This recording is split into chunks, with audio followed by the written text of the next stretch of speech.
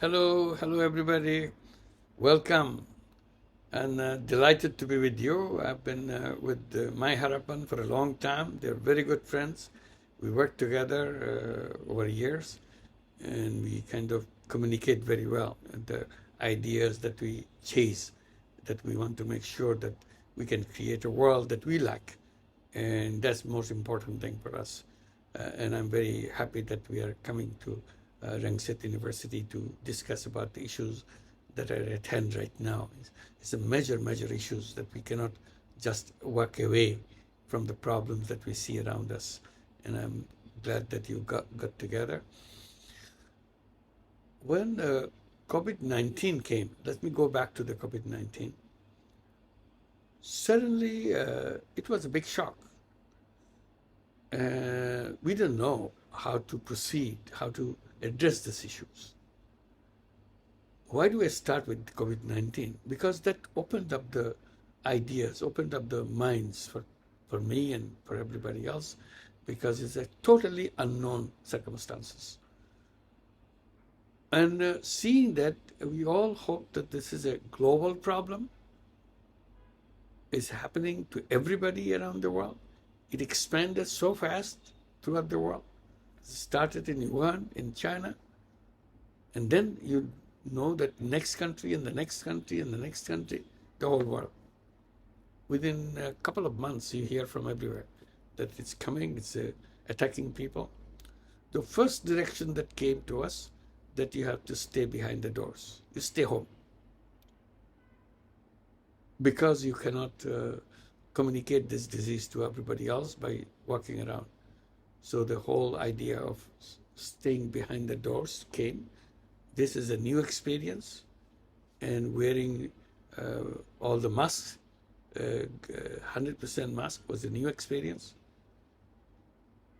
And we are hoping that something come out of it because it's a global problem. So for the first time, the whole world will get together. On other issues, we have divided minds, we have divided ideas. But this issue is a common issue. It's protecting ourselves physically. It's a death or life. That was the issue. And this will bring the whole world together. And it's a global problem. We must fight in a common platform, global platform. As days go by, we see it didn't proceed in that direction. We proceeded in a different direction. Everybody is trying to take care of their own people. Every country is trying to protect their own people. They have no intention, no interest in what's happening beyond their border. We have been talking about global village for a long time. Technology, businesses, and bringing the whole world together. World is getting smaller and smaller. Is becoming a whole global village. We know each other. Technology made us go talk to anybody, go any place, anytime. So it's a global village. But COVID-19 gave us a very clear answer. It's not a global village. Because now reality has emerged. The other one was a dream, global village. It's a kind of poetic idea. We are in a village. But the reality is, we are isolated islands. Everybody is trying to take care and live within their own islands. They don't want to pay attention to it. And the vaccines were coming. We had promised that vaccines will come. Before the vaccine could come, we started campaigning. We thought it's very important to campaign. We started campaigning that this vaccine, when it comes, it should not have any patent right. It will be a vaccine without patent right, meaning that it will not have exclusive ownership by a company. It will be a people's vaccine. Anybody can produce anywhere. There will be no legal restriction. We thought it's very logical to have it patent-free so that we can produce it all over the world without the hassle of patent. without making a huge amount of payment for patent right. Every country can make attempt to do that, or a region can have their own facilities and protect the people in the region and so on. But no, the people who are involved in making this decision, WTO, all the countries are represented, they need an unanimous decision. Every country has to agree. There was no unanimous decision. Some countries who have the pharmaceutical companies located, they said, no, we don't believe in patent, removing the patent will stay. So since there's no unanimous decision, it cannot be accepted. But we kept on saying that no, it has to be done, but it was never done. We campaigned, we wrote letters, we make statements in the newspapers, we have conferences, we make phone calls to all the world leaders. Nothing happened. Almost all of the world agreed, except for a dozen countries, which produces the vaccine. They said no. Why? Because they want to make money. It was their money-making time. Billions of dollars they can make. Who cares whether people die or not? For the first time you see face-to-face, money is more powerful than appeal of life. So I said, very strange situation. People are sinking in the ocean of COVID-19, drowning. You have a boat. You can save people. But you're saying, I have a boat, I can take all of you into my boat, but I'll give it to only the highest bidder. Whoever will pay with the highest, I'll take it in the boat. Otherwise, you go and drown. And that's precisely what vaccine companies were doing. And they did it. As a result, 80% of the vaccines went into only 10 countries. Remaining 20% for the rest of the world. Because rich countries pay an enormous amount of money to buy these vaccines for themselves. Not only they bought these vaccines, they bought many times more than they needed. Some of this stock later had to be thrown away because it expired. Nobody used it. But still they didn't give up. There are 5 times as many vaccines as the population you have. Where many people died because vaccines, first vaccines was not available, second vaccine was not available, or very few vaccines were available. So this is a new lesson for us, that the world is all about money, and which we have been saying, but we didn't realize how shocking it is. At the same time, that's the point I wanted to focus on. At the same time, while this is going on, every country in the world, COVID-19 situation, if you recollect, every country in the world trying to push their economy back into normalcy, because all economy stopped, slowed down because everything stopped. People are not working anymore. They're in their home, sitting. Factories are closed. Businesses are closed. Transportation is closed. Everybody is afraid of each other. But the government keep promising that if you start, we'll give you a lot of bailout money, meaning you lost money, we'll give you a lot more. Some governments promise billions of dollars. Some companies promise trillions of dollars, as rich as you get. So those money was available, billions and trillions of money available to give you free to get the machine started. So getting machine started became the #1 priority for the whole world, because the economy is collapsing. So you have to rejuvenate, restart the whole engine, and make sure that we have the production starting and everything going back to the normal, quote unquote, in a normal situation. Watching that, I raised this new slogan, and I started raising this issue globally. And my slogan was, no going back. We don't want to go back to where we are coming from. Machine stopped because it was a running machine.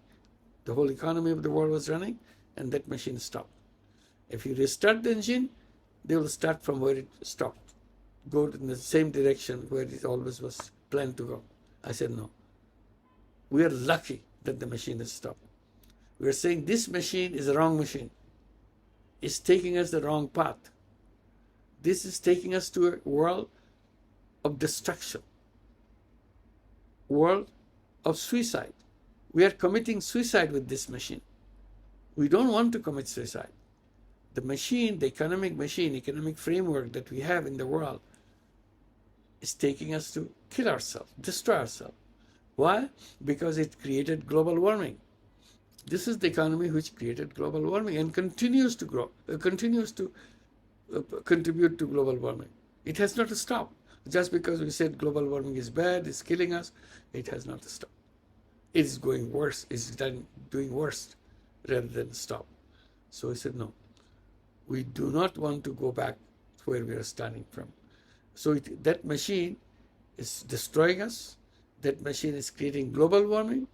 That machine is creating wealth concentration. All the wealth of the world is concentrated in fewer and fewer hands. We said we don't want this machine. We are always looking for a new machine, but as long as the old machine is running, nobody wanted to put a new machine because they are afraid to stop this machine. Now, luckily, because of COVID-19, this machine has stopped on its own. Now it's our chance, I argued. It's our chance to build a new machine, to undo everything it has done, to remove global warming from the world. It's possible. You just reverse the thing that you have done. And wealth concentration, you reverse the machine to do the opposite side. If it's going this way, machine will put it this way. And instead of wealth going up, the new machine will bring the wealth down. That's the way it will be designed. And it will not be a machine which will be creating massive unemployment because of the artificial intelligence. I pointed out that artificial intelligence is destroying the whole planet by taking away all the work from human being. Human being will become totally worthless and worthless. Human being will have no use for themselves because machine will do everything. And not only do everything, it will do better than human beings. So why need human beings? Nobody, because our businesses is created to maximize profit. That's the only way. That's the old machine. Old machine says all businesses should be running to maximize profit. So they don't care whether they are hiring machine or they are hiring people. As long as their profit maximizes, they are very happy. So if you have to pay more for people for the same work, so you'll not hire people anymore, you'll hire the machine because machine is cheaper. And you're meaning that your profit will be bigger.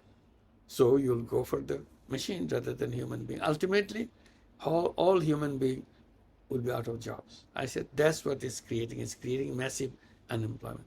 So this machine is creating three big problems: global warming, wealth concentration, and massive unemployment.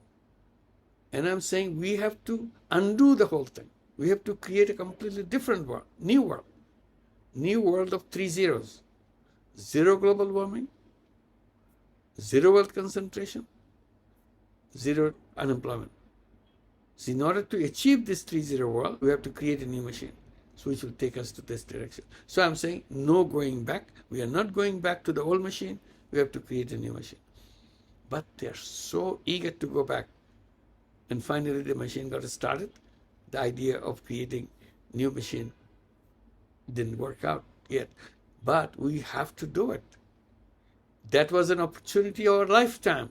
We would have saved the world because the machine has stopped. We didn't take that opportunity. We went back to the old machine, but still the problem remains. The planet is going to be destroyed. We don't have much time. But we are not putting the urgency it deserves. We are always talking about it. Global warming is a very, very favorite topic. You talk everywhere. And we have our COP25, COP26, COP27, it goes on. We talk again. They do a good job, but not enough. It has to be done very fast because the window that is available to fix the problem is getting narrower and narrower. When that window will be gone, no matter how much efforts we give to undo the bad things that we have done, it will not produce the result anymore because it's beyond repair. world will come to the stage where we cannot fix it anymore. And that day is coming closer every day, every second. So that's my argument. I said, no going back to create new machine, to create a new civilization. Old civilization is going to destroy us. That's very clear. You may use your rhetoric in one way or another, but the fact remains that we don't have much time left on this planet. Who will be the sufferers of this? We, our life is done. Not much left. But the mid-age, a little bit more. But it's the youngest people will be the suffering the most, because that's where their whole lifetime will spend in this terrible situation where the global warming makes it extremely difficult to survive. Every day will be a struggle. And already signs of extreme weather conditions, suddenly in places where you never heard any rain, suddenly it rains, and non-stop rain. You never heard there's a flood, suddenly you have a historical flood. Never seen that much flood. Never heard of this kind of tornadoes and things in places like that. It's happening. Everything is coming in a big succession. So life will become more and more difficult for the youngest generation. So we keep telling the young people, but please, it's in your hand to make sure to create a world of 3 zeros, meaning that we have to create a world where all these 3 problems will not exist to do that. And how do we do that? That's where we come up with our own experiences with Grameen Bank, with all the work we have done. First, we said we are in redesigning the essential element that we can introduce to treat human beings as creative beings. That's what they are. But the economic theory didn't think it that way. They thought these are kind of like little machines. You hire them, they do the work for you. They don't think, they just work. I said, basic feature of human being is that human beings are creative beings. They always come out to new ideas, new thinking, new ways of solving problems and so on. That creativity is the essence of human being. But the economy that we created doesn't accept that. So no, you don't need that. All we need is your physical energy to put it into it. You run a machine, you do that work, fix the car, produce the car, and so on and so forth. So you have a job. Job means a repetitive action. You don't need much of a thinking. Whatever you have done yesterday, you do it today, same thing. In a factory, you do the same thing over and over again, day after day, year after year, entire lifetime, do the same thing. I said, that's what the human beings are not for. So I said, basic human beings are entrepreneurs. Our old economic thinking, which we are still owning, the old machine, made us into job seekers, because they put it into our head that the only way we can survive is to get a job. I said, absolutely wrong idea. We are human beings. We are not slaves. Job makes us a slave. You take orders for somebody. Human beings are somebody who is creative. You design, you do things in your own way, and that's what it is. And I give examples of Grameen Bank. I said, Grameen Bank today has 10 million borrowers, all women, almost all, 97%, all women, destitute women, coming from all over the country in villages. We gave them the money not to find jobs. That's not what the intention was. To start a business, tiny business. $50 business, $100 business, $500 business, that's a business. And they created business. And very successful business, paid by the bank, and took the money again to expand the business and so on. So in the process, they became entrepreneurs. I said, if all the 10 million women of Bangladesh, the poor women of Bangladesh, can become entrepreneurs with financing from the bank, anybody in the world can become entrepreneurs with financing from the bank. Why don't they do it? Because there is no bank to finance those people. So the banking sector is at fault in creating the problem that we created for ourselves. So we want to make sure we go back and create this world with the entrepreneurship. So energize entrepreneurship. In order to do the entrepreneurship, we go change our education system. Education system is producing job-seeking people, job-ready young people. They're ready. The moment you get your job, you know exactly how to work there because it's all trained to how to run a job. They've been trained in school how to perform in a job. But they don't teach you how to become an entrepreneur. I said, new education system will be producing entrepreneurs. As soon as they are ready, the financing will be available, you will become your business. You run your business. And in entrepreneurship, you don't need a certificate. In job, you need a certificate because that certificate will tell your employer how much you have learned so that they can fix your salary and so on and so forth. But for entrepreneur, you have to demonstrate what you do, and customer or the consumer would be deciding whether they will like your product or not. So market will decide whether you are an entrepreneur or not. So that way you don't need a certificate. So while you are in school, you can become an entrepreneur yourself. So schooling and entrepreneurship will go side by side together. It's not separate. You don't have to wait until you get a bachelor's degree, until you get a master's degree to get a job. It's not like that. So reorientation of the entire academic system has to come. So this is one. And then we create social business. I said business to make money, that is the essence of the current civilization. We are money-making robots. Profit maximization is our goal. All we want is to maximize our profit. We don't think anything else. I said that's what we replace. We'll create social business.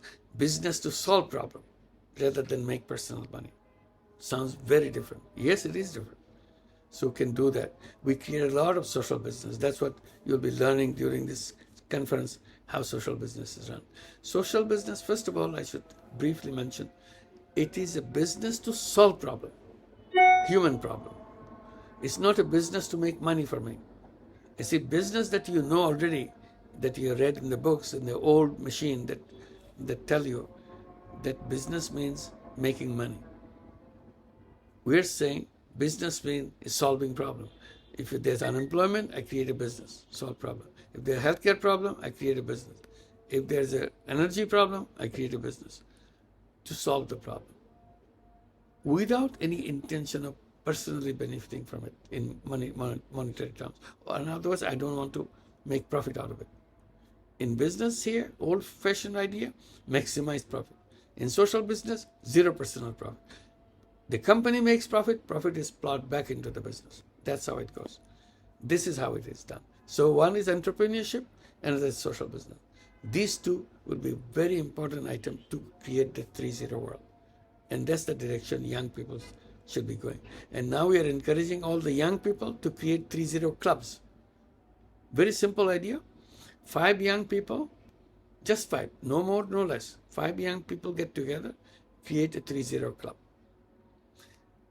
The commitment of the 3.0 club is each of the member of the club will become 3.0 person.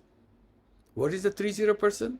Each person will make sure that he or she doesn't contribute to global warming, doesn't contribute to wealth concentration, doesn't contribute to unemployment personally. So we'll show how it can be done. We learn from each other how each one is doing. The idea is I will become a 3.0 person. I will not consume fossil fuel. I will not use plastic. I will not do anything for maximizing profit. I'll be a social business person so that I do not contribute to wealth concentration. If there is only social business, there is no wealth concentration because I'm not taking any money away from the business. It stays in the business. So I'm not becoming wealthier and wealthier. So there is no wealth concentration. Wealth is distributed to everybody together. So, and there will be no artificial intelligence. So I will not contribute to massive unemployment. So I become a 3.0 person. And then as we become a 3.0 person and 5 of us in the club, then we try to create 3.0 families. Our family will not contribute to any of the 3 problems. And then we create 3.0 cities, 3.0 villages, and so on. In the process, we create a 3.0 world because that's the ultimate way. If you cannot create 3.0 world, we'll be finished. So for young people, only direction you can take is to go into creating 3-0 clubs, 3-0 world, and redesign the entire economic system. It's a simple, all you have to do things in a reverse way that the conventional economic theory taught you. They taught you to become wage earners, to become your salaried man, find a job, you become an entrepreneur yourself. They taught you to do maximization of profit. All you have to do is to create source of business to solve problems and so on. And create a new financial system. That's the key to the whole thing. So I hope you'll discuss all these things and feel excited and commit yourself and that yes, I'm going to change. Otherwise, my future generations, I may survive, but my future generations will not exist. It will bring to the end of human existence on this planet. And we don't want to be the generation which made that finally happen. We should be recognized as the generation which has turned around the world to a completely new direction and created a world, wonderful world, which will be lived by many, many generations after us. And that's the thing that we want to create. And we should be remembered in history. The turning point in history was created by this generation. Thank you very much.